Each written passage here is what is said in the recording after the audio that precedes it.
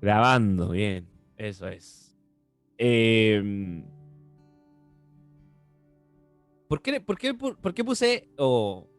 por qué puse a esta prédica o a este tema que quiero compartir con ustedes? Dependemos absolutamente de ti. Eh, si algo hizo Jesús en esta vida, eh, si de alguna forma Jesús vivió y caminó por este mundo, nos dio un gran ejemplo sobre cómo depender total y absolutamente del Padre. Creo que esto yo se lo he compartido un par de veces a ustedes. Muchas veces nosotros tenemos la mala concepción, la errada concepción si se puede decir, de que Jesús, porque era hijo de Dios, le salía lo que le salía, o vivía una vida perfecta, o hacía milagros, o multiplicaba el pan, o podía hacer caminar sobre el agua, y prácticamente vivir como un superhéroe aquí en la tierra, ¿verdad? A veces nosotros tenemos esa concepción y decimos, bueno, Jesús era así porque, convengamos en algo, era hijo de Dios. O sea, me acuerdo que yo estaba una vez en una clase con un profesor y yo le decía, ya, pero profesor, cualquiera siendo hijo de Dios puede ser eso. ¿Para qué? El profesor casi me reprueba el ramo, ¿verdad? Eh, Porque nosotros tendemos a pensar eso. Tendemos a pensar que la vida de Jesús tuvo ciertas cosas sobrenaturales o pudo hacer ciertas cosas porque él era hijo de Dios. Me gustaría que nosotros nos saquemos eso de la mente. Si bien Jesús era hijo de Dios, enviado por el Padre a vivir a este mundo, ¿verdad? Y a darle dignidad, significado, una enseñanza a la vida humana, si bien él era hijo de Dios, él vivió en este mundo como hemos vivido nosotros yo a mis 30 años, vivió con los mismos recursos. E incluso, podría decir yo, con menos recursos, porque hace 2000 años atrás, amigos, la vida, de hecho, hace 2000 años atrás, la esperanza de vida era muy corta. Mucha gente, muchos fallecían a los 30 años, 40 años. Muy poca gente podía vivir mucho, mucho tiempo, porque las enfermedades del desierto, ¿verdad?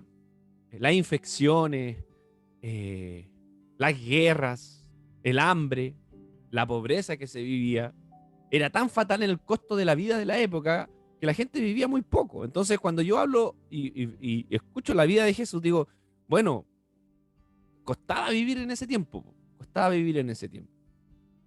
Entonces Jesús vivió con todas estas limitaciones que nosotros tenemos como personas.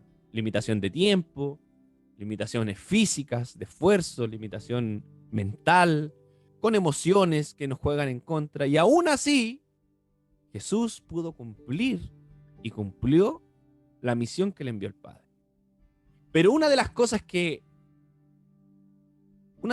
Jesús hizo para poder cumplir su rol en esta vida y para poder decir aquel día en la cruz, consumado es, ya todo está hecho, todo lo que me pediste, Padre, hacer lo hice, fue porque él, desde el día uno de su ministerio, desde el día uno cuando empezó a cumplir la labor que el Padre le había mandado, dependió y dependía absolutamente del Padre. ¿Cómo me doy cuenta yo de eso? ¿Cómo yo me doy cuenta de que Jesús tenía el hábito de depender del Padre? ¿Quién me puede dar algún ejemplo? Amigos, a ver quién me puede dar algún ejemplo de cómo podemos ver a Jesús dependiendo del Padre, dependiendo de su Padre, no dependiendo de la religión, no dependiendo del templo.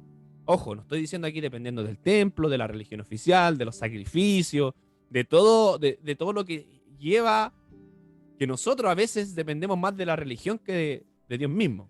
¿Cómo, ¿Cómo podemos verlo? A ver, alguien. Su vida de oración, de buscar a Dios, Su de no vida de decidir, oración. de no decidir las cosas solo, sino que siempre buscar la voluntad de Dios. Bien, muchas gracias, Angélica. De hecho, yo creo que aquí, mira, varios pusieron aquí en el chat, ¿verdad? Carlos puso mediante la oración, Alexandra, oración ayuno, Karina porque oraba, Carlos también una comunicación constante con Dios, y todo concluimos en eso. Una de las cosas que que hicieron que Jesús pudiera cumplir con éxito su vida en esta tierra, era porque a través de la oración, dice la Biblia que, o los evangelios dicen, que Jesús se iba por la mañana a buscar al Padre, ¿verdad? Se levantaba muy temprano. Muchos evangelios dicen que de madrugada, ¿verdad? Iba con sus discípulos a buscar al Padre. Jesús, antes de elegir a sus 12 discípulos, dice que se apartó para orar. Antes de comenzar su ministerio, ¿qué hizo Jesús?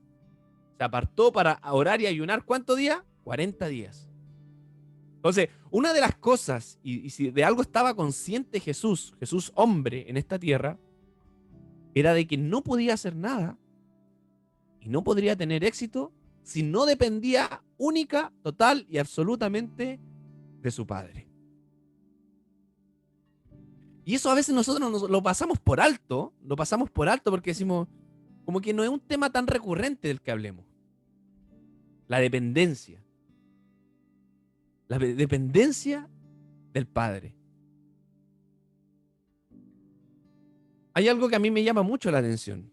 Siempre me ha llamado mucho la atención. Que Jesús, antes de comenzar su ministerio, fue tentado. De hecho, si ustedes quieren, y vamos a, a ese texto donde Jesús fue tentado. Quiero que todos vayan a... Vamos a verlo en Mateo. Mateo capítulo 4. Vayan a Mateo capítulo 4. Por favor, vamos a leer Mateo capítulo 4. Mateo capítulo 4 nos habla y nos introduce en cómo Jesús comienza su vida ministerial, cómo Jesús comienza a cumplir su propósito. ¿Y qué es lo primero que le pasa cuando comienza a cumplir lo que el Padre le había encomendado? Están en Mateo capítulo 4, ¿no? Mateo capítulo 4, versículo 1. Dice así, amigos, dice así. Vamos a leer hasta el versículo 10. Dice, entonces Jesús fue llevado por el Espíritu, ¿a dónde? Al desierto. Al desierto. Para ser tentado por el diablo. Y después de haber ayunado 40 días y 40 noches, tuvo hambre. Y vino a él, ¿quién? El tentador. Y le dijo, si eres hijo de Dios, di que estas piedras, ¿qué onda? Se conviertan en pan, ¿verdad? Y él le respondió, escrito está, no solo de pan vivirá el hombre, sino de toda palabra que sale de la boca de Dios. Esta frase es de la Biblia, no es de la canción de Shakira con Alejandro Sanz. Una vez alguien me dijo, esto es lo mismo que dijo Shakira. Y dije, parece que no lee mucho la Biblia, ¿verdad? No, esto lo dijo la Biblia primero, ¿verdad? Está escrito, antes de que, claro, que Shakira lo copiara y plagiara al escritor bíblico. Versículo 5 dice, entonces el diablo le llevó a la santa ciudad y le puso sobre el pináculo del templo y le dijo, si eres hijo de Dios, échate abajo porque escrito está. Oye, el diablo conoce la Biblia. El diablo sabe porque, ¿verdad? Escrito está. El hombre lee la Biblia también. No le quitemos mérito. A sus ángeles mandará acerca de ti, en sus manos te sostendrá para que no tropieces con tu pie en piedra.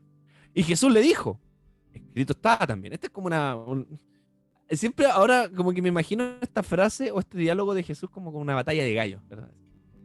Su punchline, ¿verdad? Y falta como una base así, ¿verdad? Y hay un duelo entre Jesús y el diablo, así, ¡pah! Y dice Jesús, aquí en la réplica, ¿verdad? Jesús responde y dice, el versículo 7, escrito está también, no tentarás al Señor tu Dios. 8. Otra vez le llevó el diablo a un monte muy alto y le mostró todos los reinos del mundo y la gloria de ellos. Y le dijo, todo esto te daré si postrado me adorares. Entonces Jesús le dijo, respuesta de Jesús, vete, Satanás.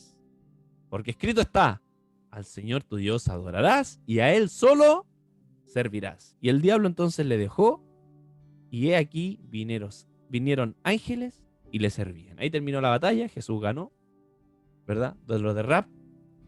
Quiero que entiendan algo, amigos. Vamos a dar una perlita, como se dice aquí. Mateo capítulo 4 y esta escena de la tentación no es, lo más probable es que no es una escena que pasó todo esto en un momento, o que todo esto pasó única y necesariamente en los 40 días que Jesús ayunó. Dicen los estudiosos bíblicos, no yo, los estudiosos bíblicos dicen que lo más probable es que estas 3 escenas donde Jesús es tentado, él la pasó a lo largo de todo su ministerio, de los 3 años que él estuvo hablando y predicando del reino. No necesariamente fueron en una semana o en 40 días o en un mes, sino que las tentaciones de Jesús que vivió, lo más probable es que las vivió continuamente y constantemente dentro de su ministerio. ¿Y qué hace el escritor bíblico? Hace un compendio de estas y las resume en 3 y las escribe cuando se escriben los evangelios. ¿Me entienden o no? ¿Entienden a lo que voy? Lo más probable es que esto no pasó en un solamente aquí. Lo más probable es que este diálogo entre Jesús y Satanás no se dio como nosotros lo leemos ahora de corrido, sino que se dio a lo largo de su vida, de su ministerio. Por lo tanto, Jesús, podríamos llegar a decir que fue continuamente tentado. Continuamente vino el tentador a probarle, a probar de quién dependía Jesús. Y me encanta que la respuesta de Jesús siempre lleven su respuesta hacia el Padre, ni siquiera hacia él mismo, ni siquiera a lo que el Padre le mandó a él, ni siquiera a otras fuerzas o ni siquiera a otros factores, sino que la respuesta o las 3 respuestas de Jesús al tentador, a la tentación, fue: ojo, no te equivoques, Satanás, yo dependo absolutamente del Padre. Tú me puedes ofrecer todo y me puedes ofrecer caminos cortos para solucionar el hambre que tengo o para solucionar el problema de ego que se vive mucho. Por eso el tentador le decía: te voy a dar todos los reinos, los problemas existenciales, los problemas de la vida, ¿verdad? Ahí viene el tentador, a darte otro camino o otra alternativa o otra salida, ¿verdad?, al problema que están pasando. ¿Cuántos de ustedes han tenido un problema económico? ¿O cuántos de ustedes han tenido algún tipo de problema de enfermedad? Y tienen 2 caminos. El camino de la autosuficiencia y decir, bueno, de esta voy a salir por algún método, pero voy a salir. O el camino de la integridad, de lo correcto, que cuesta. O el camino de la dependencia. Conocí a una amiga mía que yo tenía hace harto tiempo. Y era cristiana, obviamente estaba en la iglesia y todo. Y era una mujer que servía a Dios, ¿verdad? Y se veía que tenía una relación con él. Pero esta persona sufrió una enfermedad muy grave, muy, muy, muy grave. Y yo me acuerdo que en una conversación que nosotros tuvimos, ella me dijo: Josué, sabes que tengo que confesarte algo, tengo que decirte algo. Y me da vergüenza decírtelo, de hecho no se lo he dicho a nadie. Porque a esta persona le diagnosticaron una enfermedad terminal. Y ella me dice: estoy tan mal, estoy tan desesperada, necesito tanto una respuesta que hice algo que nunca pensé que iba a hacer. Y dije: ¿qué onda? Me he intrigado porque, claro, yo veía a esta persona que era, ¿verdad? Por lo menos se veía a lo lejos que tenía una buena relación con Dios y todo. Me decía: estoy tan desesperada, estoy tan mal, estoy tan asustada, que fui donde una tarotista, me dijo. Y yo quedé así como... Y dije, mira, nunca me hubiese pensado que esa persona iba a ir allá. Y me dijo: necesito tanto una respuesta y saber lo que va a pasar. Necesito tanto algo que me alivie. Necesito tanto algo que me dé una respuesta ahora ya. Que le pagué a una tarotista. Y ella me lo decía con vergüenza. Me decía, porque no sé qué más hacer. Necesito saber qué va a ser de mi vida. Si es que me voy a morir. Si es que todo va a terminar. Algo que me quite el dolor.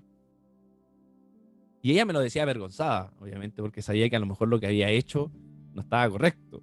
Lo que había hecho no era decir, bueno, Dios, no dependo de ti, dependo de otras cosas. De alguna forma ella tomó con el camino la otra alternativa, ¿verdad? La alternativa rápida, la alternativa fácil o la alternativa que podría quitarle el dolor o aliviar su pregunta en el momento. Y a veces nosotros, amigos como ella, tenemos diferentes alternativas frente a nuestros problemas. Y hay dos alternativas. O dependemos única y absolutamente de Dios y decimos, Dios, involúcrate en esto.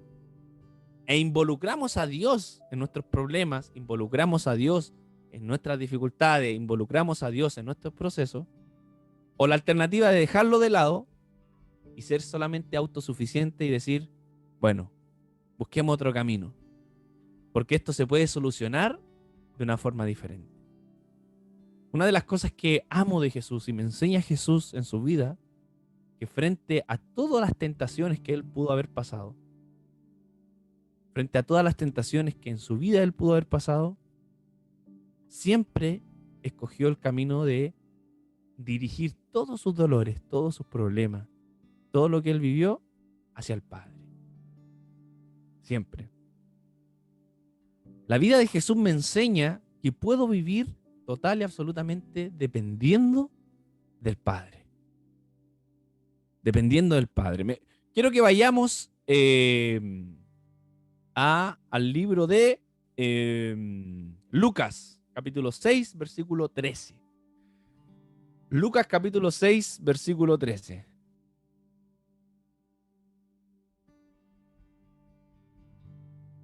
La oración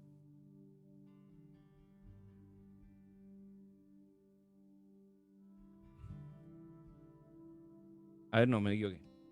Espérame.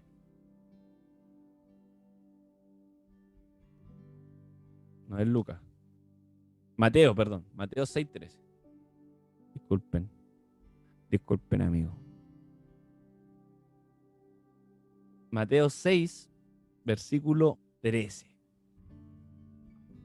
Dice así. Jesús, al terminar la oración del Padre Nuestro, y creo que nosotros lo vimos en un momento. ¿Se acuerdan que nosotros estudiamos la oración del Padre Nuestro? En las mesas, y los que no vinieron a esas mesas se perdieron una gran serie. La oración del Padre Nuestro termina con esta frase, se podría decir. Termina con esta frase de Jesús. Y Jesús le dice al Padre, le dice, y no nos metas en la tentación, mas líbranos del mal, porque tuyo es el reino, el poder y la gloria, por los siglos de los siglos. Amén. Si nosotros nos damos cuenta, esta es la única acción o la única oración de Jesús que está en un sentido negativo. Jesús siempre dice, venga a tu reino, hágase tu voluntad, el pan nuestro, danos todos los días, Señor, perdona nuestros pecados. La única oración que está en un sentido negativo, de negación, es esta. Que Jesús le dice al Padre, no, Señor, no permitas, no me hagas ceder ante la tentación. La tentación que habla aquí Jesús, amigo, y préstenme mucha atención, toda la atención del mundo, ¿me están tomando atención? La tentación de aquí que Jesús habla es una palabra en griego, que si ustedes la quieren anotar, para los que les gusta ahí estudiar, es la palabra peirasmos, peirasmos, P-E-I-R-A-S-M-O-S, peirasmos. Esa es la palabra que define el Evangelio para decir tentación, peirasmos. Y de una forma muy linda, o de una forma muy particular, esta palabra no es una palabra en plural, sino es una palabra en singular. Por lo tanto, aquí Jesús no está diciendo, líbranos de las tentaciones. Jesús nos está pidiendo al Padre que los libre de las tentaciones. O no nos hagas caer en las tentaciones. Sino es la palabra únicamente singular. Padre, no me hagas ceder ante la tentación. La define, es una. El hombre, nosotros constantemente estamos en este dilema de hacer el bien, de hacer el mal, de elegir sobre el bien, de elegir sobre el mal, ¿verdad? De elegir ser alguien íntegro, de elegir ser alguien, ¿verdad?, que va por la verdad por delante, o elegir el engaño, el abuso, la mentira, ¿verdad?, la omisión. Esas son las tentaciones de nuestra vida. Y nosotros muchas veces a lo largo de la vida tenemos que decidir. Y esa decisión es, o hago lo correcto, que a lo mejor me va a ser difícil, o hago lo incorrecto, que me va a hacer el camino más fácil.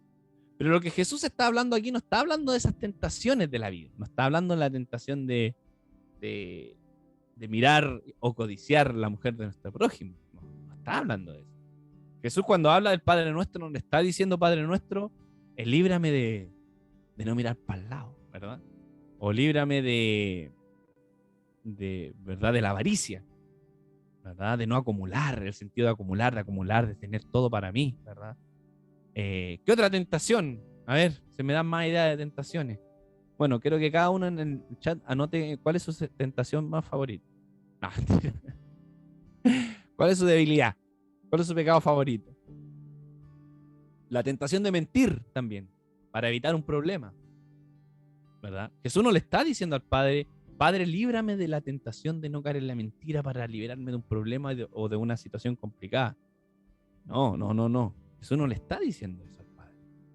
Porque si no tendríamos que, yo creo que si no, Jesús tendría que hacer un compendio de tentaciones o un compendio de decisiones que no hubiese terminado nunca, ¿verdad? Señor, líbrame de no engañar. Señor, líbrame de no, ¿verdad? De la gula. O de ciertas cosas que no, nos hacen depender de otras cosas. Jesús le está diciendo al Padre, líbrame de la tentación. Y la tentación que aquí habla Jesús es la tentación primera del hombre. ¿Y saben cuál es la tentación primera del hombre? Y incluso no habla el libro de Génesis.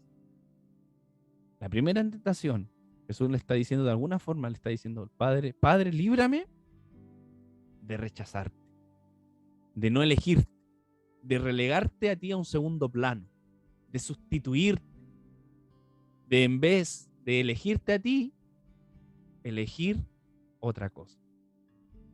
De alguna forma Jesús le está diciendo al Padre, Padre, líbrame de no depender de ti.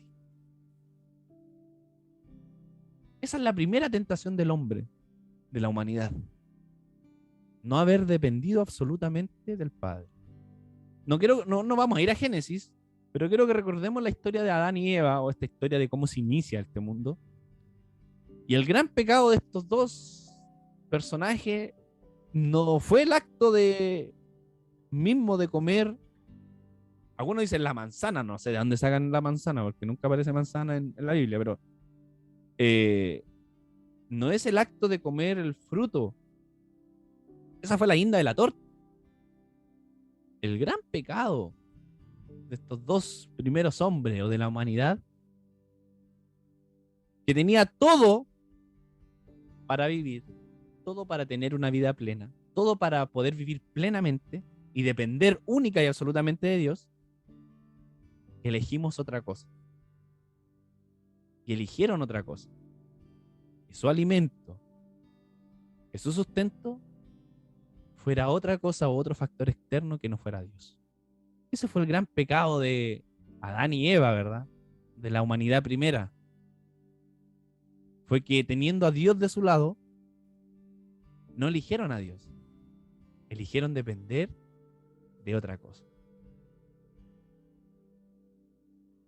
Por eso creo que Jesús es muy sabio al referirse en esta oración del Padre Nuestro, de decirle, Padre, líbrame de la tentación de no verte a ti primero, de rechazarte a ti, de relegarte a ti a un segundo plano, de no depender de ti, de elegir otro camino sustitutivo, de elegir otra alternativa que no seas tú. ¿Me entienden, amigos? ¿No? ¿Me entienden? ¿Se entiende un poco la idea? Eso le está diciendo Jesús al Padre. Me encanta la Biblia. ¿Saben por qué me encanta la Biblia? Porque la Biblia deja sus cositas.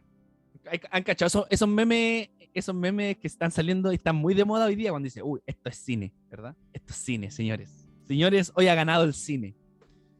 Y hoy día ha salido como un grupo de personas que ven, no sé, pues en una escena, y aparece mucho en Breaking Bad o en la serie Better Call Saul, que no sé, pues sale una escena donde una parte está oscura y otra parte está blanca y dicen, uy, el director de la serie hizo que esta parte fuera oscura o blanca para reflejar la transición del protagonista desde la oscuridad y su maldad hacia la luz y convertirse en un buen hombre. Uy, qué buen detalle dejó el director de la serie, ¿verdad? ¿Se han dado cuenta que ahora aparece mucho eso? Como que todos están viendo detalles en la serie. Bueno, la Biblia es así.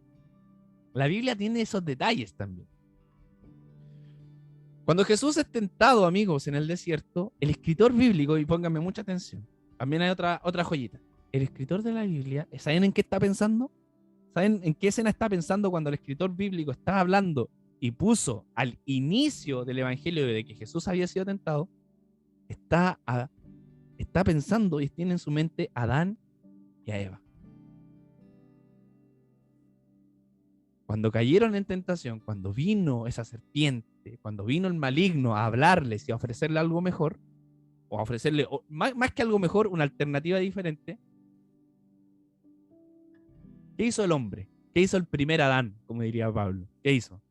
Se dio y dijo, bueno, quiero escoger esta alternativa. Entonces, mientras el escritor bíblico está escribiendo la tentación de Jesús en el desierto, está pensando de que Jesús, como segundo Adán, esta vez no fracasó. Esta vez no se dio. Este Jesús, como segundo Adán, toma la mejor opción. ¿Y qué le dice al maligno? ¿Y qué le dice a la voz, a la serpiente, al diablo, al cachú, al mandinga, como usted quiera llamarle? ¿Qué le dice? No, esta vez no. Porque esta vez yo, como nuevo Adán, como el proyecto triunfante de Dios, dependo única y absolutamente del Padre. Cuando el escritor bíblico habla de la tentación, y por eso la pone al inicio de su ministerio, es para que nosotros y el que le esté leyendo automáticamente se haya Génesis y diga, el primer Adán no dependió de Jesús, de Dios, y eligió otra alternativa, pero este segundo Adán, que es Jesús, escoge la mejor opción. ¿Se habían dado cuenta de ese paralelismo, no? Así se llama técnicamente. ¿Se habían dado cuenta de eso? Es Jesús, este segundo Adán, que nos enseña a depender única y absolutamente del Padre. Amo a Jesús, amigos, porque su vida y su humildad me enseñan a que a pesar de todo lo que venga, los problemas de la vida, las dificultades de la vida, las enfermedades, la economía, los problemas familiares, lo primero que tengo que hacer en humildad y en oración, decirle, Padre, tengo la cola, tengo la embarrada, tengo la patada en mi vida, pero en este hoyo que me encuentro, quiero decirte que quiero depender única y absolutamente de ti. Me van a venir muchas ofertas, me van a venir muchos caminos fáciles para elegir y atractivos. Van a venir muchas opciones a mi vida. Señor, quiero que la primera opción seas tú, siempre. Tengo problemas de adicción, tengo malos hábitos. Señor, la primera opción que quiero tomar en mi vida es que seas tú el que me acompañe. Estoy diciendo que nosotros tenemos que dejar la medicina, tenemos que dejar la rehabilitación, o tenemos que dejar, ¿verdad? Cualquier cosa. No estoy diciendo eso. Lo que estoy diciendo es que antes que eso, antes que todo, decir, Dios, soy tuyo y dependo única y absolutamente de ti. Ese era el hábito de Jesús. Quiero que vayamos, amigos, y para ir un poco terminando, quiero que vayamos a una escena que también vamos a encontrar un paralelismo muy lindo. En Lucas capítulo 8, versículo 22. Y con esto ya estamos terminando. Lucas 8, 22.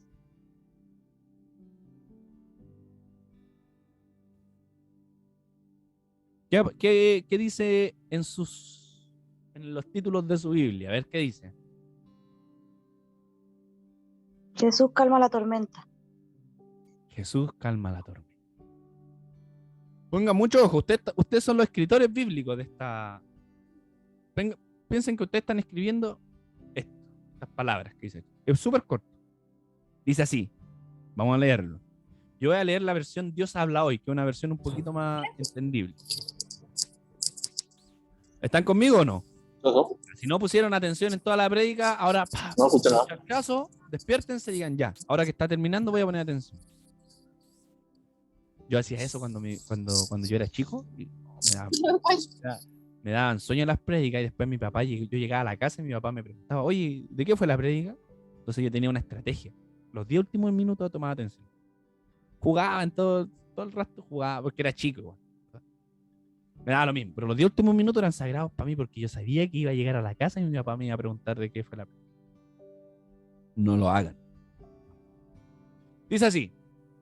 Jesús calma la tormenta. Dice, un día Jesús entró en una barca ¿con quiénes? Con sus discípulos. Y les dijo, vamos al otro lado del lago. Partieron pues. Y mientras cruzaban el lago, Jesús, ¿qué pasó con Jesús? Se durmió. Durmió. Rayen. Jesús se durmió. Jesús era humano. Jesús estaba cansado. Se durmió el hombre. Está bien. Pero pasó algo mientras dormía. Entonces se desató una fuerte tormenta sobre el lago y la barca empezó a llenarse de agua y corrían el peligro de hundirse. Y con eso, morir. Bueno, eso lo agregué yo al último. Versículo 24 dice, entonces fueron ¿qué? A despertar ¿a quién? A Jesús. Entonces usted subrayó, Jesús durmió y después subrayó que fueron a despertar a Jesús, diciéndole, maestro, nos estamos hundiendo. Jesús se levantó, ojo, subrayar también, Jesús se levantó y dio una orden al viento y a las olas y todo que pasó se calmó y quedó tranquilo. Después dijo a sus discípulos, ¿qué pasa con su fe, amigos? ¿Qué pasó con su fe? Pero ellos asustados y admirados se preguntaban unos a otros, ¿quién será este que da órdenes al viento y al agua y lo obedece? Terminamos ahí. Jesús sale a la barca con unos marineros experimentados. Lo más probable, amigos, es que la gran mayoría de los discípulos que estaban ahí habían pasado su vida en el mar, en el lago. Su vida pescando. Eran marineros, pero certificados. ¿Qué pasa? Viene una tormenta y tratan de ellos de calmar la tormenta y al ver que la tormenta no cedía, van a despertar al maestro. Y me encanta, amigos, la actitud de los discípulos. Me encanta la actitud de los discípulos. Porque es una actitud de dependencia de lo que estamos hablando. Jesús, despiértate. Jesús, levántate, por favor. Que nos vamos a morir, que nos vamos a hundir. Jesús se levanta y calma la tormenta. ¿Hay alguna historia en la Biblia que ustedes digan, oye, esto se asemeja a algo que yo escuché en algún momento? Siempre hagan ese ejercicio. Si hay alguna historia que se aparezca en la Biblia con otra, porque algo hay. Algo quiere decirnos Dios. Algo quiere comparar el escritor bíblico. Hay una historia de un hombre que también estaba en una barca y también se desata una tormenta. Y también estaba dormido. Uy, qué coincidencia. No lo creo. ¿Coincidencia? No lo creo. ¿Se acuerdan de la historia de un hombre que también estaba en una barca y también hay una tormenta y también estaba dormido? ¿De quién estamos hablando? ¿De quién estamos hablando? Jonás, tu amigo. El amigo Jonás. Hay dos historias que se asemejan mucho. De nuevo, ¿coincidencia? No lo creo. El tema que pasa es que, bueno, no quiero leer Jonás porque después nos vamos a alargar mucho. Pero dice la historia de Jonás que Jonás baja, empieza la tormenta y baja a dormir, se esconde. Y los marineros de la historia de Jonás no sabían qué hacer y dicen, bueno, echemos la suerte porque alguno de aquí está maldito, alguno de aquí lo chupó el diablo. Y vamos a tener que tirarlo afuera de la barca o si no vamos a morir todos. Y ahí se dan cuenta y descubren que es Jonás. La única solución que Jonás le está diciendo a los marineros es, miren, si ustedes quieren salvarse, sáquenme de aquí. Si ustedes no quieren morir, sáquenme de aquí. Jesús dice totalmente lo contrario. O lo que yo puedo ver en los discípulos de Jesús es, si queremos salvarnos, si queremos que no perecer en esta tormenta, no saquemos a Jesús. Po. Despertémoslo. ¿O no? No saquemos a Jesús. La solución que le estaba dando Jonás a los marineros mientras estaba la patada era: sáquenme, bótenme al mar y se van a dar cuenta de que la tormenta va a cesar. ¿Qué hacen? Lo tiran al mar y efectivamente pues cesó la tormenta. Los discípulos, me encanta la actitud de los discípulos, porque los discípulos, yo creo que en ese momento están... aquí hay un paréntesis. La historia de Jonás era una historia que escuchaban desde muy pequeños los niños judíos. Por lo tanto, los discípulos conocían claramente esta historia. Por lo tanto, yo creo que mientras se desataba esta tormenta, los discípulos nuevamente, ¿qué tenían en su mente? La historia de Jonás. Más de alguno a lo mejor sintió la tentación de tirar a Jesús para abajo, ¿no? A ver, ¿quién está durmiendo? ¿Verdad? Me imagino que los discípulos se acordaban de la historia y dijeron: oh, pero yo me acuerdo que esta historia terminaba bien cuando tiraban a Jonás para afuera. Y era el único que estaba durmiendo. Yo creo que Judas pensó eso. Hablando mal de Judas. Yo creo que Judas pensó y dijo: ¿y si llamo a Jesús para abajo? Porque así a lo mejor se va a terminar la tormenta. Pero me encanta la actitud de los discípulos, amigos. Porque ¿qué hacen los discípulos? Despiertan a Jesús. Jesús despierta. Jesús, levántate porque perecemos. Porque vamos a morir. Me encanta esa actitud de los discípulos de dependencia de Jesús. Conocían una historia. Y la historia decía que al que dormía había que tirarlo para afuera. Pero ellos tomaron otra actitud y despertaron al que dormía. Jesús, dependemos de ti. Esta tormenta va a pasar si tú te despiertas, Jesús. Jesús, date cuenta de que nuestra barca se está quebrando, está entrando agua, nos estamos hundiendo, Jesús. Por favor, levántate y calma esta tormenta. Esa es la dependencia de Jesús. Esa es la dependencia que Jesús tuvo del Padre. Acudir primero a Él. No acudir a lo que antes había hecho. No acudir a lo que siempre hice o hizo mi familia. Cada uno de nosotros tenemos una historia familiar, amigos. Y a veces repetimos los patrones de nuestra historia familiar. Los patrones negativos, ¿verdad? Cambiemos nuestra historia. Cambiemos nuestra forma de proceder frente a los problemas. Cambiemos nuestros hábitos frente a las dificultades de la vida. Y empecemos a depender de Jesús, como lo hicieron sus discípulos. Cambiaron ellos la historia de alguna forma. Transformaron la historia de Jonás en una historia nueva con Jesús. Dependieron de Él. No lo tiraron afuera de la barca. Estamos tirando a Jesús a nosotros, a Jesús para abajo de nuestra barca. Yo creo que muchas veces he hecho eso yo. Tomo otra alternativa, otro camino, otra salida. Porque es lo que me ha resultado, ¿verdad? Hoy los invito a ustedes, amigos, frente a los problemas de la vida, frente a las dificultades, frente a los dolores. Primero, a analizarlos. Analicémonos. ¿Está Jesús en nuestra barca? ¿Está Jesús en tu barca? Porque si no está Jesús en tu barca, hay otro problema. ¿A quién despertamos? ¿Está Jesús en tu barca? Y si está en tu barca, hay una acción que nosotros podemos hacer. Despertémoslo. ¿Y cómo lo despertamos? Ahora no estoy diciendo que Jesús está dormido y que mientras más oraciones, no. Lo que estoy diciendo es, comuniquémosle a Él. Hablemosle. Queremos. Quiero terminar esta predicación. Y creo que ustedes también puedan subrayar este versículo y los pueda acompañar. Mateo capítulo 14, versículo 38. Y con esto terminamos, amigos. Mateo 14, versículo 38.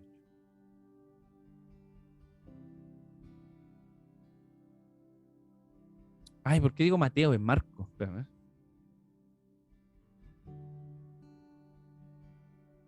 Sí, perdón, amigo. Marco.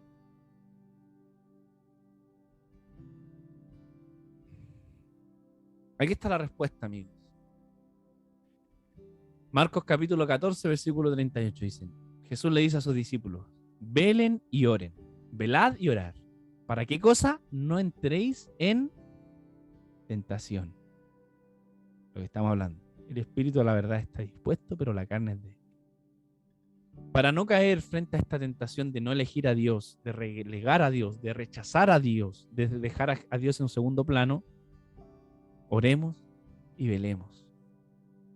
Despertemos a Jesús. ¿Cómo Jesús puede levantarse y calmar nuestra tormenta? Oremos a Él. ¿Saben qué es la oración, amigos? Y nosotros siempre lo decimos en vínculo. La oración es un acto de humildad, de decir, Jesús, dependemos de ti. Venga lo que venga, que tu respuesta sea sí o que tu respuesta sea no. Mi oración primero parte porque dependo única y absolutamente de ti. Por eso oro. Ese es mi punto inicial de oración. Jesús, acudo a ti porque no quiero depender de otras cosas, sino que quiero depender primeramente de ti. No quiero tirarte de la barca. Quiero que estés en mi barca, te levantes y calmes mis tempestades, amigos. Pensemos en esto, amigos. ¿Estamos dependiendo única y absolutamente de Dios?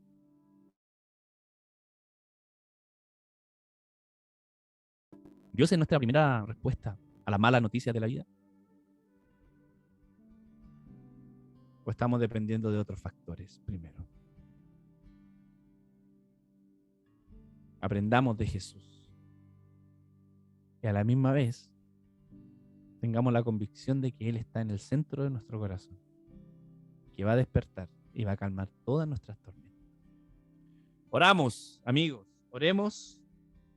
Y en esta oración, para terminar, sencilla, honesta, humilde, pensemos en las cosas que no le hemos entregado a Dios. Nuestra relación familiar, nuestras relaciones amorosas, nuestro pololeo, matrimonio, nuestra economía, nuestro trabajo, nuestros proyectos de vida. Si hay algo que no le hemos entregado a Dios y que lo hemos aferrado solamente a nosotros y que le hemos dicho, Señor, no, aquí esto depende de mí nomás. Entreguémoselo a Jesús. Digámosle, Jesús, no, esto también quiero que dependa de ti. Esto también quiero que tú te involucres. También quiero que tú te involucres en esto, en esta área de mi vida. Involúcrate en mis vicios, en mis malos hábitos, Jesús. Involúcrate en esta pena que está en mi corazón y no he podido sacar por muchos años, Señor. Te la entrego, involúcrate. Si hay una pena que he tenido por años y no he podido sacar y no he podido encontrar la paz, Jesús, involúcrate. Despiértate y calma esta tormenta. Oremos, oremos, amigos, y entreguémosles todo a Dios, todo. Y hay una palabra en griego, ¿saben lo que significa todo? Todo. Es todo, absolutamente todo, amigo. Entreguémoselo a Jesús. Padre, gracias te doy esta tarde ya, porque aprendemos que nuestra dependencia no está en nuestro poder económico, no está en nuestra solvencia económica, no está en nuestro buen estado de salud, no está en nuestra astucia, en nuestra inteligencia, en nuestra capacidad de memorizar, en nuestros contactos que tenemos con gente privilegiada o no. Nuestra dependencia está en ti, Jesús. Porque el día que no esté eso o desaparezca, vas a seguir estando tú. Padre, involúcrate en las áreas que no te hemos querido involucrar, Señor. En nuestras relaciones familiares que han estado rotas, en nuestros matrimonios, pololeos, noviazgos, en las relaciones con nuestros compañeros de trabajo, en la universidad, en mis estudios. Involúcrate en todo, Jesús. Líbranos de la tentación. Líbranos de la tentación de no depender de ti. Esa es nuestra oración, Padre, esta mañana. líbranos de la tentación de no depender de ti. De no depender de ti. Queremos saber y estar seguro que estás en nuestra barca, que te levantarás y calmarás nuestras tempestades. No queremos, así como Jonás, tirarte fuera de nuestra vida para que se solucionen las cosas. No. Queremos que estés dentro.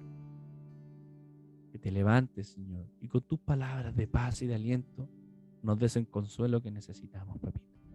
Dependemos de ti, hoy y siempre, Padre. En el nombre de Jesús, amén, amigos. Que Dios les bendiga, amigos.